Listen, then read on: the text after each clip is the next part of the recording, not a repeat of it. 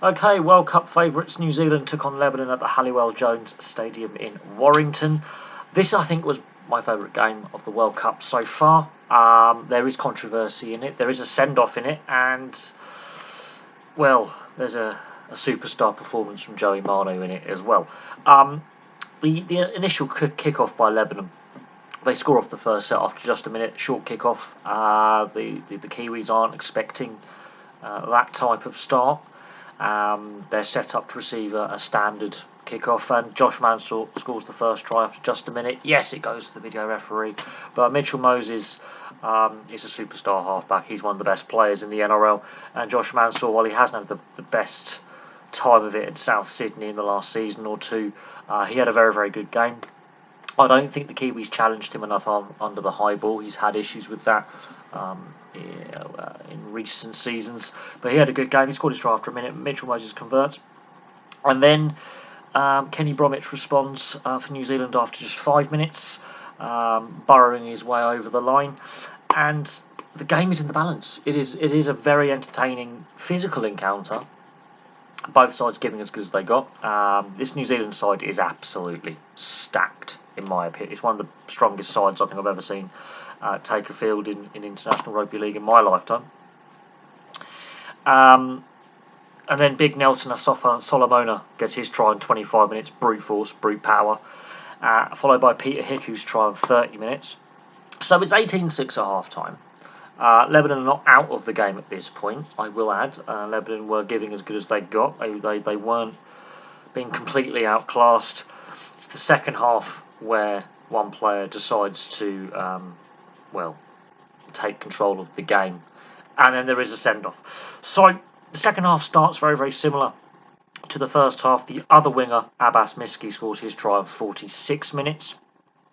So again, Lebanon start very, very quickly out the blocks, before Joey Manu decides to make it the Joey Manu show and steal the show, quite frankly.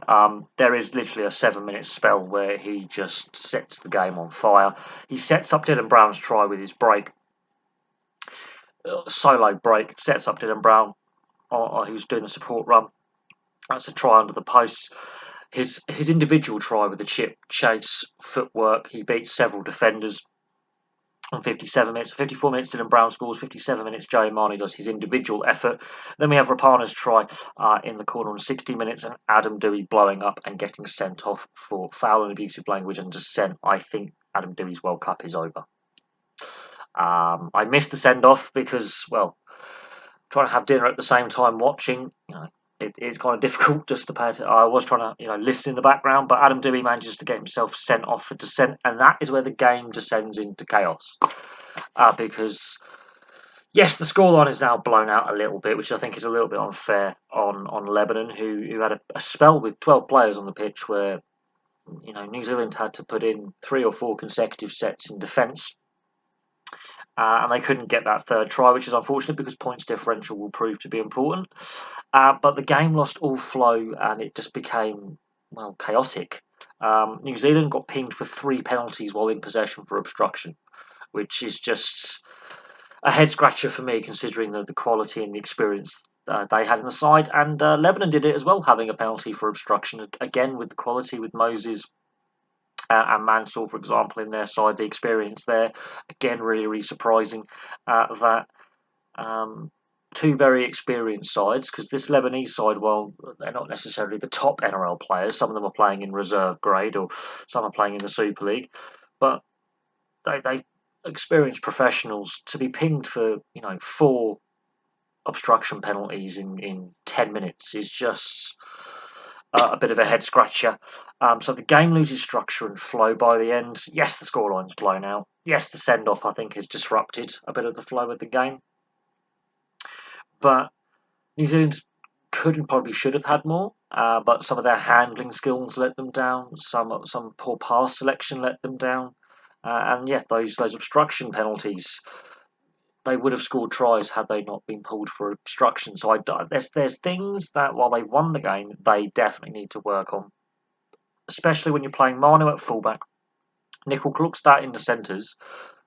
That's a bit of a head scratcher as Manu's normally a centre and Nickel Klukstad is normally a fullback. But Manu's normally a right centre, and Klugstad is normally a fullback. He's playing at left centre, so there's a little bit of maybe, not playing in their natural positions, so to speak. But Joey Manu has spent some time at fullback. He has spent some time in the halves. Obviously, he's best suited as a right centre. However, he was the best player. And they've obviously trained in that style with Nicol Klugstad as left centre, and Manu was fullback, but it didn't seem to quite click, especially on that left edge with the three obstruction penalties being brought up. So there's a few little combinations they need to get sorted on that left edge attack. And bearing in mind, Nicol Klugstad has missed a lot of time this season through injury, and Joey Manu was playing in his secondary position, not his primary position. But the way he took control of that game in like a 15-minute spell in the second half basically puts the game to bed, wins the game. Kills off the resistance of Lebanon, and he was deservedly man of the match. Adam Dewey, though, I do think his World Cup is possibly done, depending on length of suspension for a straight send-off for dissent. He has obviously said something quite serious towards the referee, and we've seen before lengthy suspensions for similar actions in the NRL and Super League. So if we're going by that precedent, he could miss 3, maybe 4 games. That could be World Cup done. We'll have to see what happens. He's definitely a send-off is an automatic suspension anyway, so he will not be playing in the next game against Ireland. That's a certain, but that could be World Cup over for him, which is unfortunate because some of his short dropouts and kickoffs were causing New Zealand problems in the first half. But as the second half wore on, New Zealand had obviously worked out that was a deliberate tactic to try and unsettle them, and so sometimes you've got to mix the game up a little bit more. But there we go. New Zealand run out reasonably comfortable. The scoreline, I think, makes it look more comfortable than it actually was. Lebanon gave it a very, very good go. This was a very, very entertaining game. And then the last 15 minutes completely disintegrated into unstructured chaos. But there we go. Thank you very much for watching. Please place your thoughts in the comment section below, and I will have some more content for you very, very soon.